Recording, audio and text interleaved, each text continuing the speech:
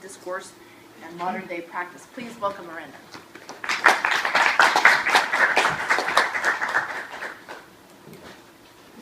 Thank you. Many scholars have written about the place of music in the arts in pre-independence nationalist movements in India at the turn of the 20th century. Partha Chatterjee, for example, has argued that musical practices were part of an inner domain in which colonized Indian citizens could exercise a large degree of freedom and independence separate from the outer domain of British colonial rule. An important dimension of early 20th century nationalist movements in India was the desire to acknowledge and reflect the pristine, ancient, and scientific nature of Indians' national heritage. Nationalist movements were concerned with locating bodies of knowledge in ancient Sanskritic Hindu texts and traditions as evidence of the existence of an archaic Hindu science. Gyan Prakash describes these movements of the early 20th century. With science signifying religion, culture, and the nation, the representation of the modern nation as the return of archaic Hindu science became a compelling and enduring trope in the nationalist imagination, a trope that survives powerfully into the present. Indian classical music's ties to an ancient, purely Indian scientific past were highlighted in the well-known legend that Indian music originated in the Vedas, particularly in the hymns of the Samaveda. The Vedas, as many of you know, is a corpus of ancient Sanskrit texts that serve as the foundation of Hindu religious practices and ritual, which have been preserved in a system of oral transmission from guru to disciple. Traditional Hindu views state that ancient Indian sages channeled the Vedas during extended bouts of meditation. Vedic recitations are thought to be sonic representations of the source and the blueprint of the universe. The legend that Indian classical music originated from the chanting of the Samaveda was documented as early as the 2nd century Common Era in the Natya Shastra. This narrative resurfaced with a new vigor in nationalist movements of the 20th century as a subversive argument proving that India had its own systems of arts in place long before the British had arrived on the subcontinent. And in recent decades, this narrative of Vedic origins remains an important discourse for classical musicians to elevate the position of their art form and status among a public who prefers pop music and Bollywood song. In contemporary scholarship, there has been a general hesitancy to write about this topic, most likely stemming from skepticism about whether music theory appearing in Indian texts prior to the 17th century is relevant to classical music practices of today. Many scholars have demonstrated that the Indian music theory of ancient and medieval eras does not describe modern-day practice. My aim is not to challenge these scholars' findings, but to address this issue from a different angle. First, I explore practices of rhythmic improvisation in South Indian classical music, Carnatic music, as evidence for the legitimacy of this Vedic origins narrative. I compare the prosodic practices of Sanskritic recitation, this is rules pertaining to meter and accentuation of recitation, as documented in Vedic chant, Hindu epic poetry, and historical treatises on the subject, with the improvisational practices performed by Carnatic percussionists in South India today. Secondly, I discuss the Vedic origins narrative as a discourse with a specific social agenda relevant to classical percussionists in South India today. Until the last few decades, percussionists have been significantly marginalized in the classical Indian music community. Highlighting the similarity of certain rhythmic processes with methods used by Vedic priests in the transmission and recitation of the Vedas is one way for percussion artists to negotiate their positions as legitimate musicians in contemporary Indian society. I will begin my examination of the links between Sanskritic prosody and Carnatic rhythm by offering a brief summary of the prosodic rules pertaining to the recitation of Sanskrit verses. Now, rules associated with the metrics of recitation were so important in ancient Indian thought that they formed one of the Vedangas, 6 auxiliary disciplines used to understand the Vedas. 4 out of the 6 Vedangas deal with aspects of language. It is from language, from the science of phonetics, grammar, etymology, and prosody associated with ritual language that all scientific knowledge and scientific models emerge in ancient India. The earliest surviving text we have addressing the topic of prosody is a 6th century Common Era version of the Chanda Shastra. This text distinguishes between 2 systems of meter and language. meters based on the number of syllables, a system known as akshara chanda, and meters based on the number of pulses of duration, a system known as matra chanda. The metrical practices associated with Vedic recitation would most accurately be classified as akshara chanda, as the division of Vedic text into lines or verses is dependent primarily on the number of syllables in the line. For example, the verses of the Samaveda are almost completely composed in the Gayatri meter, a recurring meter of 24 syllables, divided into 3 lines of 8 syllables each. So in italics there in the middle is a verse from the Samaveda. If you were to count the number of syllables, you would see that each line has 8 syllables for a total of 24 in this verse. In Vedic ritual, it is the sound, rather than the semantic meaning of the text, that is most crucial for ritual efficacy. For this reason, only priests who have been trained to recite Vedic texts with absolute sonic precision perform the rituals associated with these texts. Wayne Howard has documented a number of mnemonic exercises known as Vikriti, used by priests to aid in the transmission of Vedic recitation. Vikriti refers to intense recitation exercises performed by reorganizing the syllables of the Vedic mantras according to pre-specified formulas. A priest is competent in a verse of the Vedic scripture when he can perform the Vikriti variations of the verse without mistakes. So this is just one example of the Vikriti exercises that Wayne Howard documented in his book. And you can try to mentally apply the syllables of this line of text to that formula, and you can see it becomes very difficult. And this was done with all the lines of text of the Samaveda in order to practice pronunciation and memorization. Between the Vedic and classical Sanskrit periods, evidence of a transition in the conception of Sanskrit prosody emerges in the Ramayana and Mahabharata, the well-known Indian epics composed during what is known as the Epic Sanskrit period. These great Hindu epics indicate that the duration and placement of short and long syllables were gaining significance in Sanskritic recitation. For example, here is a verse from the Mahabharata, composed in a matra-based meter known as Ratodatta.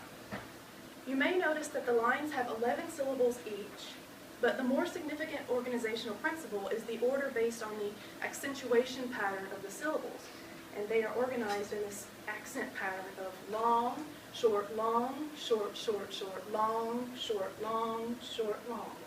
So reciting it would sound something like Yach chate manasi vartate param Yatra chasti davasam shayar prachit.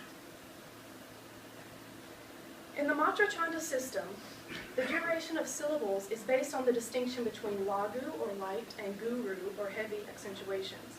In general, lagu syllables are recited for a duration of what is called 1 matra, and guru syllables are recited for a duration of 2 matras. The tempo and duration of the mantras in performance are fairly flexible according to the reciter's interpretation and preference, but it is important that the durations of short and long syllables are relative to one another in the way that we think eighth notes and quarter notes are relative to one another. What I'm trying to highlight about the development of prosody in Sanskritic recitation is the gradual shift from being concerned with numbers of syllables, as in Vedic chant, to being concerned with durations and patterns of durations, as in the recitation of the later Sanskrit epics. Most relevant to notions of tala in Indian classical music is the idea of syllables having relational durations and being arranged in aesthetically pleasing patterns. Interestingly, the terminology such as lagu, guru, and another pluta, meaning protracted, used to describe accentuation of syllables in poetics, are applied within early music theory to describe different segments of the tala cycle. The earliest documented system of tala organizes these relational durations into patterns known as the marga talas, which functioned as a set pattern of proportions that could be performed on several different scales. Now here's an example of one of the marga talas, documented by Louis Roll, who studied music in early India. Lagu, in this case, represents the span of time to complete one musical event, while guru and pluta segments are twice and 3 times as long, respectively. As Louis Roll describes it, margatalas are not prescribed lengths of time, but maps of the relative density of events within a specified amount of time. So margatalas specify the rhythmic path that musical events undergo. tala systems, such as the Deshi system, utilized a fixed number of beats and added two other proportions of duration, drutam, or 1/2 lagu, and anadrutam, or 1/4 lagu. Most musicologists agree that modern systems of tala, which have dropped the longer proportions of guru and pluta, are more closely related to the Deshi system rather than the Marga system. Modern practice has fixed the drutam as 2 beats, you can see in the box on the left-hand side there, indicated by a clap and a wave, and the anadrutam as 1 beat, indicated by a clap. And the lagu in modern system functions as a segment of the tala with a variable number of beats, 3, 4, 5, 7, or 9, which is indicated by a clap followed by finger counts. The modern South Indian tala system contains 7 different structural formations based on combinations of lagu, drutam, and anadrutam, with 5 different options for the length of the lagu, totaling for a total number of 35 options for tala. I will point out number 5, the Tripura organization, because most of you are probably familiar with this organization. You don't realize. If you set the lagu as 4, the lagu with the Tripura tala would be lagu, 2, 3, 4, and then drutam and drutam. So most of you recognize this as Adi tala, but the technical name would be Chatusra Jati, or class 4 Tripura tala. While the number of beats in a tala is fixed in modern day practice, the idea of proportionate relational durations on different scales, as I demonstrated with the Marga talas, still play an important role in rhythmic improvisation. Percussionists will often improvise by performing a rhythmic pattern or motive across different durations of the tala. Using this improvisational rhythmic device, which I refer to as rescaling, Carnatic percussionists demonstrate their mastery over the domain of tala by presenting rescaled versions of the same rhythmic phrase, one right after the other. Hearing the percussionist's rhythmic improvisation against the steady beats of the tala gives the impression that the rhythmic phrase has been inflated or compressed. And so here I have an example of a fairly standard rhythmic phrase in the colored box up at the top, just so you can see how it's this nice expansion phrase based on tatom. And then I've lined it up against the beats of the tala, so you can see when performed as 16th notes, it would span 9 beats of the tala. When performed as sixthlets, it would be compressed down to 6 beats of the tala. You could perform it as 32nd notes, and it would be compressed even further to 4.5 beats of the tala. And percussionists will perform these one right after the other, and I will attempt that so you can hear maybe what it would sound like in performance. Tak-dom, tak-ki-ta-dom, diku-tak-ki-ta-dom, taka-diku, tak-ki-ta-dom, kita-taka-taka, diku-tak-ki-ta-dom, tak-ki-ta-dom, diku-tak-ki-ta-dom, taka-diku-tak-ki-ta-dom, kita-taka-taka, diku-tak-ki-ta-dom. Back to the first one. Another rhythmic device that Carnatic percussionists use is what I call redistribution, in which percussionists reorganize a standard repetitive pattern, such as a mora, which is a repetitive pattern of three rhythmic phrases, into a different rhythmic shape, often into an expansion or a contraction pattern. Reorganizing the patterns of their standard rhythmic vocabulary is a useful improvisational device that provides the percussion with a number of options from a limited amount of rhythmic material. And so you can see that in this, they start with the Mora formula of something which is grouped in 5 pulses on each line. Taki, ta, taka, taka, taki, ta, taka, taki, ta, taka, taki, ta, ta. Would be how it is performed. If they wanted to change it to an expansion phrase, they could take the first 2 syllables of the top line, move it to the bottom line, and then it would be 3, 5, 7. Or they could take the first 2 syllables of the last line, move it to the top, and it would be 7, 5, 3. And so you can see from a limited amount of material, a number of variations can come. And this is a short phrase, but longer phrases as we get more and more difficult. And this rhythmic device reminds me of the series of mnemonic devices, Vikriti, used by Vedic priests in the transmission and recitation of Vedic texts. Just as a priest is not considered to have mastered a Vedic mantra until he can perform a number of Vikriti exercises without mistakes, these mental exercises which reorganizes the syllables of the Vedic verse, A percussionist is not considered to have mastered a particular rhythmic phrase until he can permutate the phrase into a variety of mathematical variations on the spot during the performance.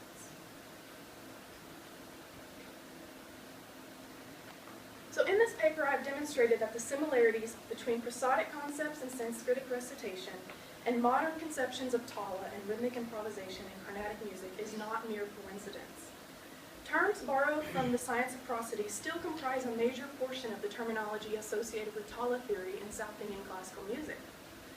And the idea that modern-day notions of tala can trace its lineage to ancient and medieval notions of Sanskritic prosody is a story that has long been accepted among the classical music community in India.